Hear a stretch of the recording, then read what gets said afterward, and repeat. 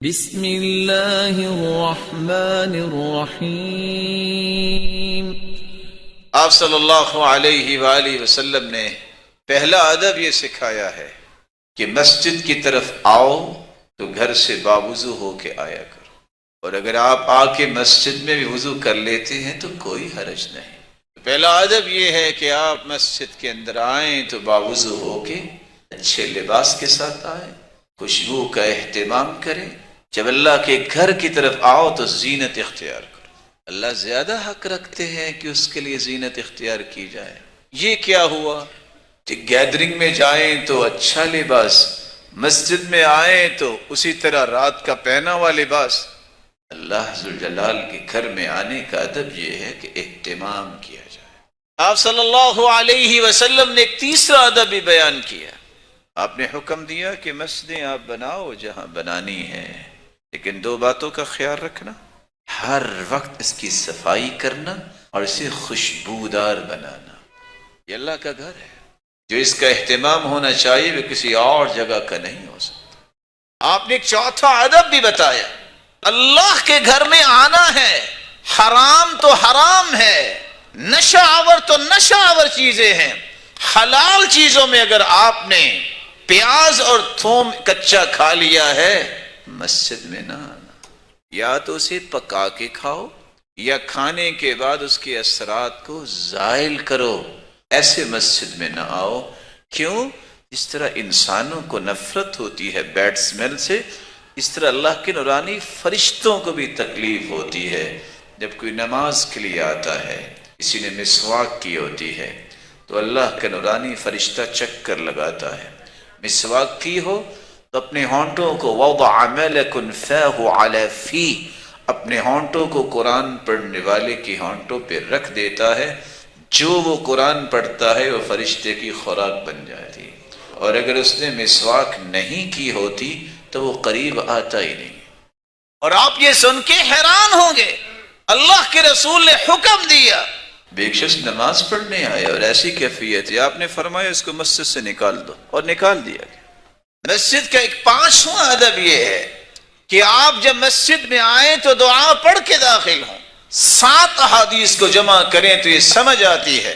اعوذ باللہ العظیم وبوجہہ الکریم وسلطانہ القدیم من الشیطان الرجیم، بسم اللہ والصلاة والسلام علی رسول اللہ، اللہم اغفر لی ذنبی واعصمنی من الشیطان وَافْتَحْ لِي أَبْوَابَ رَحْمَتِكَ۔ دایاں قدم مسجد میں پہلے رکھیے اور مسجد میں داخل ہو۔ چھٹا ادب یہ ہے کہ آپ اگر وضو کر کے آئے ہیں تو مسجد میں اس وقت تک نہ بیٹھیے جب تک آپ 2 رکعتیں نہیں پڑھ لیتے۔ اس کو کہتے ہیں تحیۃ المسجد، مسجد کی سلامی۔ سلیک الغطفانی صحابی آئے، اللہ کے خطبہ دے رہے تھے، وہ بیٹھ گئے۔ آپ نے فرمایا اصلیت رکعتین رکعت رکعتین، آپ نے 2 رکعتیں پڑھی ہیں؟ قال لا، نہیں۔ فرمایا قم فرکع رکعتین، اٹھو اور 2 رکعتیں پڑھ لو۔ جب بھی مسجد میں آتے ہیں نا تو 2 رکعتیں پڑھ کے ہی بیٹھتے ہیں۔ 7واں ادب یہ ہے کہ آپ جب اللہ کے گھر میں آ گئے ہیں، اس سے بڑا سکون کا گہوارہ کوئی نہیں، شور نہیں ہونا چاہیے۔ مومن کی مثال اس لیے ہے، اس طرح مچھلی پانی میں قرار پکڑتی ہے، مومن کو سکون آ جاتا ہے مسجد میں۔ اور منافق مسجد میں ایسے ہوتا ہے جیسے پنجرے میں ایک پرندہ پھڑ پھڑاتا رہتا ہے۔ سکون سے بیٹھیے، 2 رکعتیں پڑھی، نماز کا انتظار ہے۔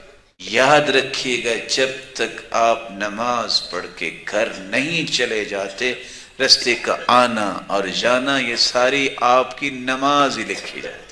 آپ دعا کر لیجیے، آپ قرآن کی تلاوت کر لیجیے، آپ نوافل پڑھ لیجیے۔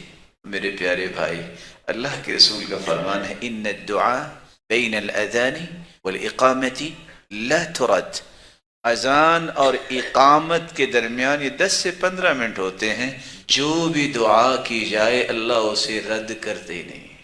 اپنے لیے دعا کیجیے، اپنے والدین کے لیے دعا کیجیے، اپنی اولاد کے لیے، بہن بھائیوں رشتہ داروں کے لیے، اور اپنے معاشرے، اپنے وطن کے لیے، امت اسلامیہ کے لیے، مظلوم لوگوں کے لیے، اللہ ان کی نصرت اور مدد فرمائے۔ یہ موقع ہے، اسے فرمایا ایاک وحیشات الاسواق، مسجدوں کو بازار اور منڈی نہ بناؤ۔ ادھر سے شور ہو رہا ہے، ادھر سے شور ہو رہا ہے، یہ پڑھے لکھے لوگوں کی عادت نہیں ہے، یہ تہذیب یافتہ قوم کے رویے نہیں ہے۔ مسجد کا 8واں ادب یہ ہے، مسجدیں آباد ہوتی ہیں میرے پیارے بھائیوں نماز کی پابندی سے۔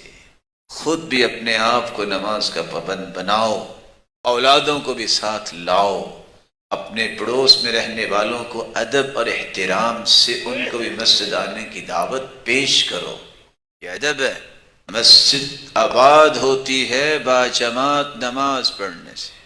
40 دن جو تکبیر اولیٰ کے ساتھ نماز باجماعت ادا کرتا ہے، 2 انعام ہیں، یہ منافق نہیں ہوگا اور جہنم سے آزاد ہو۔